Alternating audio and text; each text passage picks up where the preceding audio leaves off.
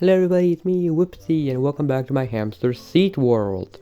Planet Hazel is a Seedworld project started by technologically advanced humans with the purpose to study evolution in real time.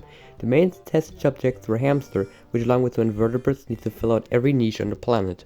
Today we will talk about some more predators that could emerge on Planet Hazel. With the arrival of the ambusher, the first predator was born, but of course more would soon follow. The ambusher would soon adapt and branch out to more species. The ambusher's hunting strategy is very simple, hiding in tall grass and then ambush its prey. It's one of the most simple hunting strategy, and it makes sense that the ambusher would use a very simple way of hunting, since they're not that uniquely built and need the safest and foolproof plan to take down larger prey. But as time goes on, ambushers would try out new, more unique ways to take down prey.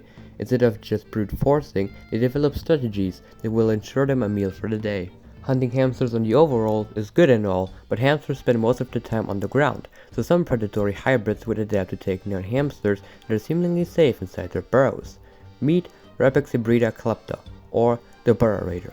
Burrow raiders could still have been omnivores at first, the main target being to steal food from hamsters, and the actual hamster just being a little bonus, but later they got a really strong taste for hamster meat, made it the main food source.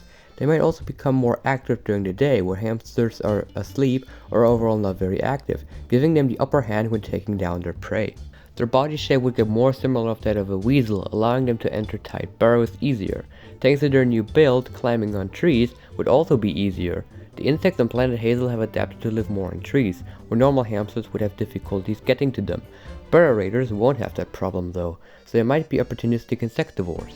Talking about insects, some hamsters might see a huge advantage in the lack of insects. Meet Repex hybrida dullus, or the wormtail. Wormtails have very long tails, probably even longer than in this illustration, with a furless tip. The tails will be also very flexible, allowing to imitate movements of a worm, which they use to lure insect-hungry hamsters. Some hamsters might have noticed early on that they could stretch out their tail imitating a worm, which could lead to great success, especially in a time where insects are a luxury. They must have a pretty thick skin around their tail to make sure that in case they get bit by a hamster that they don't get too much damage. A little silly thing I thought about, that when they're not hunting they could carry around their tails in their mouth or even stuff it in their cheek pouches. It would be pretty useful considering that the tail is very long and it might get stuck somewhere or hamsters bite on it when you're not hunting. I'm not sure if they would be more active during the day or night. I imagine them hunting mostly via eyesight, so being active during the day might be better. Although not as many hamsters are out during the day, they're nocturnal after all. Even though I could imagine that some hamsters would go out during the day more often, without needing to worry about large birds and ambushes hunting during the night. Burrow raiders are also more interested in hamsters that already are inside burrows. So wormtails could still get very successful being predators in the broad daylight. Still though, there's another problem. Burrow raiders are opportunistic insectivores, and wormtails might accidentally attract them. I imagine the average burrow raider to be bigger than an adult wormtail, at least average adult burrow raiders. But younger burrow raiders could make a good meal for wormtails though, and perhaps wormtails could develop some kind of defense mechanism against the older burrow raiders. As already said, wormtails have very long tails. Perhaps they could make their tails stand upright to make them appear larger.